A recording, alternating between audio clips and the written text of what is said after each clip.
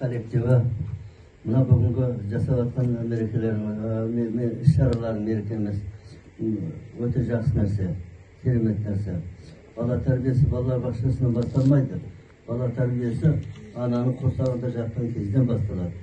Ал бала тірі іште жатады, тебінеді, итереді, анасын құрсағын.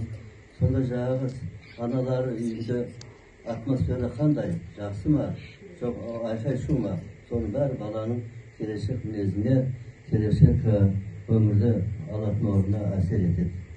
Ал енді сіздердің бүгінгі жасап отқандарыңыз өте керемет нәрсе. Барлықтарыңыз ана келген үлкен кісілерге айтарым, рахмет айналайындар. Бәрінде жақсы өнерлі өмірді көріп, өздерінің өскен орталарында, жүрген жерлерінде алған тәрбиелерінде өнерлерді көрсетіңдер. Рахмет.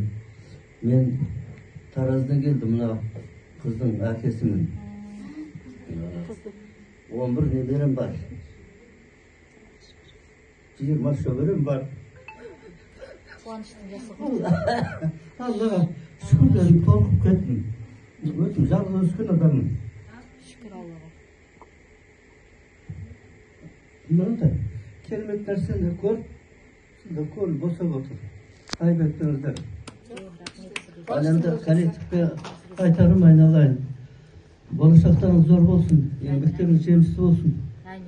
Біздің еліміздің болашағы зор. Қазақ деген қасиетті ел. Біз мұсылман дейміз ғой, мұсылмандықтан бұрынғы ел етеміз. Өте керемет біздің жаңағы сол отыр Тәңірге табынған әдет ғұрыптарының бәрі осы мұсылмандардан кішкене жалғасып қауышып кеткен, жақсы жағынан бәрінен. Ал енді сіздердің өтінішім менің айтатын тілек, осында келген балалар орысша тілді ұмытып кетсін демеймін, бірақ енді кішкене қазақшаға баулыңдар. Мына жерде балалардың қандай тамаша өнер көрсетіп, бәрі таза сөйлеп тұр. Ал енді көп жағдайда біздің отбасыларда сол балаларды кішкене орысша тілі орысша шығарады. Қазақтың тілімен, қазақтың өнімен тәрбиеленген бала жағын болмайды. Жақсы, жеміс күндеріңіз көп болсын.